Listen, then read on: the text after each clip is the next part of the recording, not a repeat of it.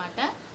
So order అయితే accept చేశాను అనమాట. మా హస్బెండ్కి అడిగితే ఓకే చెప్పారు. ఇంకా మా అత్తయ్య మా మామయ్య అందరికి అడిగాను, ఎందుకంటే మెయిన్ దసరా కదా, మేము వెళ్ళిందే దసరా ఇంకా మేలో వెళ్తాము.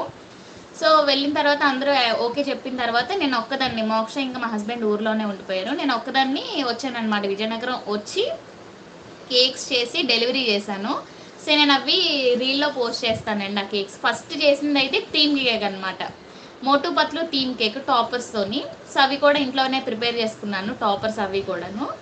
సో అది థీమ్ కేక్ అయితే బాగా డెలివరీ అయిపోయింది. పర్ఫెక్ట్ అంటే ఫస్ట్ కేక్ కదండి, ఫస్ట్ కేక్ మరి అంత ఫినిషింగ్ పర్ఫెక్ట్గా ఇప్పుడంత పర్ఫెక్ట్గా రాలేదు, కానీ చాలా బాగా వచ్చింది అనమాట. అప్పటికి అది చాలా ఎక్కువ.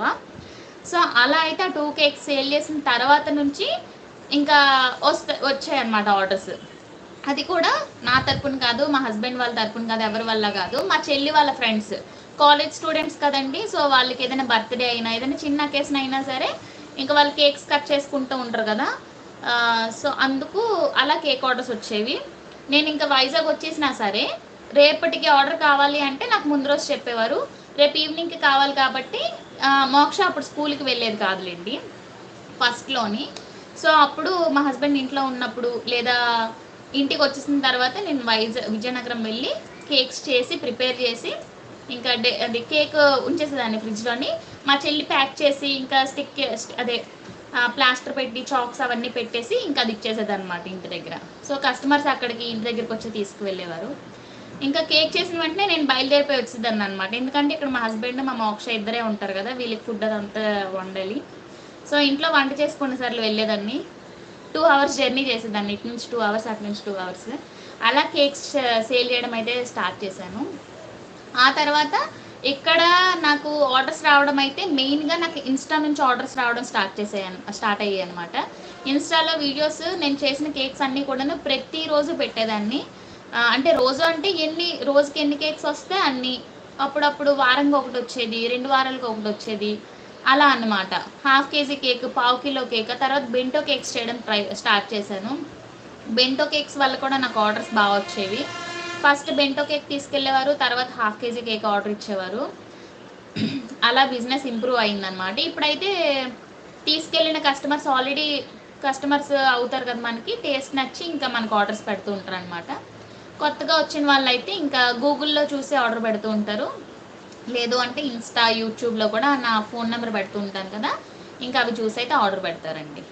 నా బిజినెస్ అయితే ఇలా స్టార్ట్ అయ్యింది, ప్రజెంట్ ఇలా కంటిన్యూ అవుతుందన్నమాట.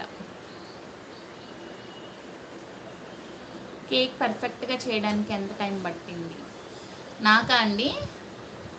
నాకు దగ్గర ప్రాక్టీస్ అంటే నేను ఎక్కువగా ప్రాక్టీస్ చేసేదాన్ని కాదు.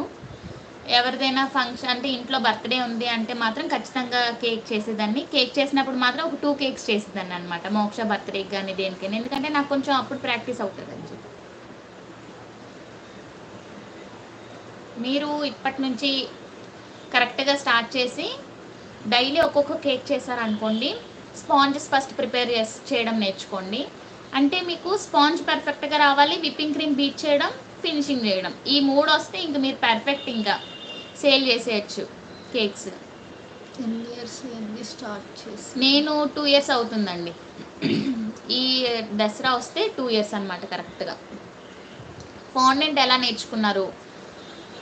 ఫాండెంట్ నేను నేర్చుకోలేదు, ఇలాగే యూట్యూబ్లో చూసి ఆర్ మనకి కస్టమర్ ఒక రిఫరెన్స్ పిక్చర్ పెడతారు కదా, నేను కొంచెం బొమ్మలు గట్రా చూసి ఫస్ట్ ఎవరికి పర్ఫెక్ట్గా రావు. సో అలాగే చేయగా ప్రాక్టీస్ అయింది.